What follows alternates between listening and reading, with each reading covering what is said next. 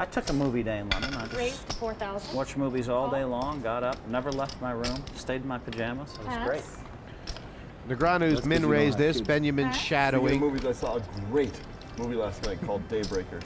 My God, it was Pass. brilliant. It was nice. Kind of liked it. You gotta see Daybreakers, boys. Vampire movie, real good stuff. Pass. Bonne chance, mon ami. Starting to feel like Negreanu has not got the greatest seat at this table if Benjamin's going to be coming into him. No, Negreanu is in a bit of a rough spot here in terms of his position. Check. Going through. Check.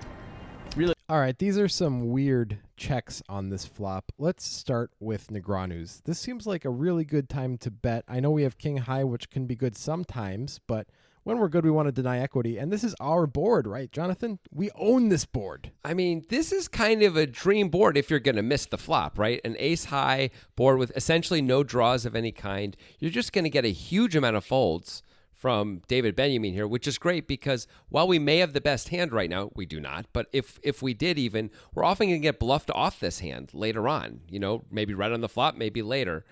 I don't understand why we wouldn't bet here. Well, maybe he's got a spidey sense because Benyamine has flopped huge with top and bottom pair, but Benyamine also does not bet despite flopping huge. What is going on with this one? Maybe he also has a Peter Tingle, as they say. Peter Tingle. Yeah, Huh? that's from the new Spider-Man movie. But so all I got, I don't have that much. It's hard to understand why Benyamine wouldn't bet either. Number one, they're really deep. Right? They're 180 blinds effective. You think you want to start, or I guess 130 blinds effective. You want to start building a pot right now so you can win a big one with a hand that's strong most of the time, right? I guess he thinks Negreanu actually has a bunch of give-ups where he's just going to fold. And Benyamine also, of course, has to have some strong hands he checks back here. He can't only bet all his strong hands and check all his non-strong hands, right? I guess so, but you'd really expect Negreanu to have a lot of pocket pairs that he's going to call with, or sometimes a tricky big ace, you know, and that would be a dream spot. But instead, we're heading to the turn with no more chips in the pot. One of my favorite places to find chips in the pot is Nitrogen Sports Poker Room.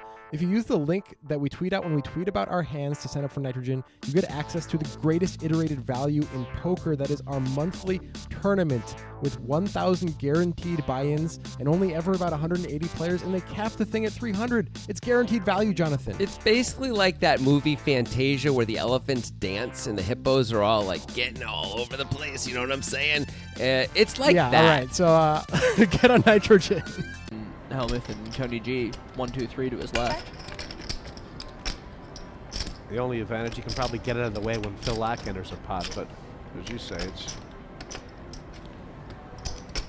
7,000. he shut down completely here after missing the flop, and wow, is he really? Call. Now, what's the idea? Is this a call for value, some kind of weird float? No, he's mainly hoping for the river to go check, check, and he win. Check. He's got the best unpaired hand. Benyamine will bet some unpaired hands on the turn. He's like doing some mind Jedi tricks or something. Doing what it's one of these hands. Is it working? So sick, I mean. How do we still get invited to these Oh my shows God. doing the same stuff every time? So sick, Antonio. How do we still come? How are we still So here? nothing's good. changed in a Should sense, admit that's pretty except good. that there's It's like another a bet. space mind continuum. Yeah, Space mind continuum. yeah, another bet is a lot of reason to change your mind about what you think Benyamine might have. Oh, right, because he's British. Saying, yeah, you just have to We're like give doing it the a Jedi mind trick. But not much got there. bubble gum, do bubble gum. And if I'm like, Face so is up. sick, I got to blind my chips off. Whoa. So that was Negreanu making a pretty big call there on the river with just king high.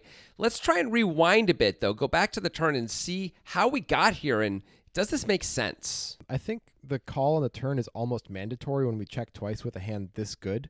I think we could have just check folded the flop once we decided to check the flop, but now we've given Benyamine the chance twice to bet at it, and Benyamine's the type of player, he's going to take a shot with a hand like Jack-10 suited. We have to call here on the turn, I think. Clubs came in. I know we blocked clubs a little bit, but now there are 2 clubs on the board, so Benyamine could easily have a club draw that he checked back on the flop. I think it's a mandatory call on the turn. What do you think? I think the only reason not to call on the turn is if we believe Benyamine doesn't have any give-ups on the river when he misses. So if he's always going to bluff the river and always bet for value, essentially bet almost 100%, when we get to the river, or if he checks back, we're always losing, essentially we should fold now. But I wouldn't believe that that's the case almost ever. I'm just trying to plan out the hand a little bit here. So, MacGyver it a little bit, give me some of those paper clips, you know what I'm saying? And yeah, that's a perfect MacGyver voice. Thank you. I've been working on it in the mirror. With the quarantine, it's harder to do it well. But yeah, I think it's basically a call that we have to make here almost always. We're really deep. It's okay to be wrong. It's not that big a deal. And the only problem is we have that pesky queen of clubs, which does block the club draws, which feels like the most likely bluffing hand Benyamine's going to have. But maybe he just has some air also. Well, on the river, it gets a little bit more serious because on the turn, sure, we had the pesky queen of clubs. It's a little pesky. Now it's a little more than pesky. It's like, oh, that really sucks that I blocked that. And there are a lot of reasons that Negreanu could come up with to make this call. I see that Benyamine has been given this opportunity and that he's the type of player who's going to take his shots. If he has clubs, he might be taking his shots. Also, he bets pretty big. So the story he's telling is of strong value, and he did have strong value on the flop, which you wouldn't really expect. You'd expect it to have come in on the turn or river. So it's like he has pocket deuces or pocket sevens, and that's not very many combos. Maybe that's weighing on Negreanu here. Yeah, I think it's reasonable. Pocket deuces, pocket sevens, 7-9 suited are the only obvious really strong hands that might bet this way. Now, it turns out there's also a few very strong slow played hands on the flop, like we see ace-4 suited here. But there's not very much at all. And so from Negreanu's point of view, he may be sitting there thinking there's just so many bluffs and very little value that would bet this much. Yeah, and that might lead him to make this call. But that was 2010. We don't think Negreanu had one of the major tools at his disposal that we have now, which is distribution. So, sure, you want to put yourself in a spot where you're not being exploited, which is why Negreanu probably called here. And the problem here is that he's making what it looks like a categorical decision. He's deciding, I just have to check call because this is a guy who's capable of bluffing and the story doesn't add up.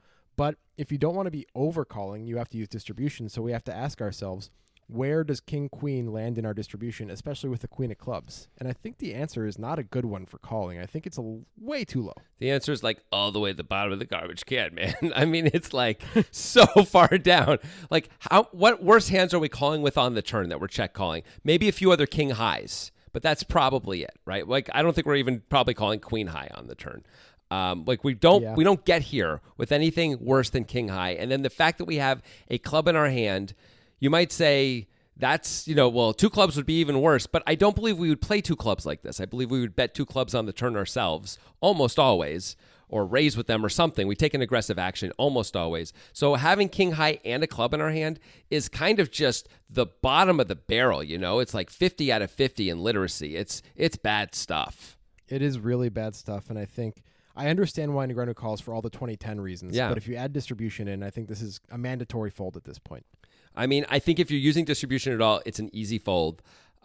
If you're not using distribution, if Negreanu doesn't have, you're saying he needs tools, right? Like the DeLorean from Back to the Future would be a pretty good tool for him, so he could jet forward 10 years, learn about distribution, go back in time and use it, but he doesn't have that. So instead, he's just got to use himself. And remember we were saying in the beginning, maybe he's got a good read on Benyamine. Doesn't seem like that's the case.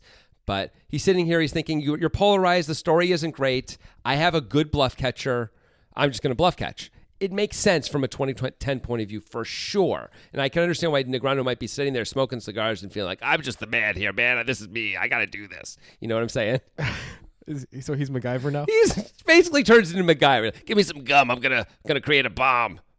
I'm MacGyver. Like that. Yeah, like that. Well, he created a bomb for his stack. Yeah, I mean, a small one. So Negreanu decided to put on his cape, take off the Clark Kent glasses, and play a little bit of hero. Didn't work out this time, though.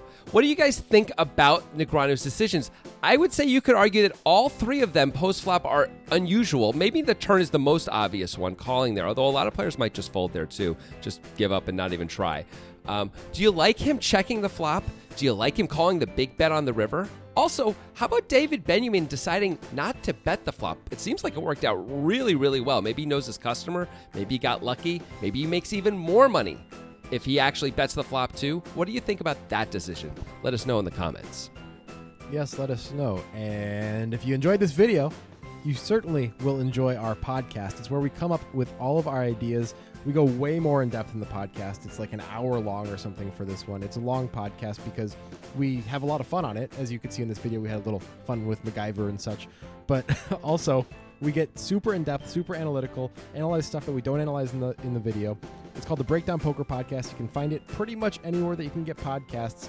Highly recommended by me, one of the hosts of the Breakdown Poker Podcast. You gotta buy it, people. Get in there. Breakdown Poker Podcast.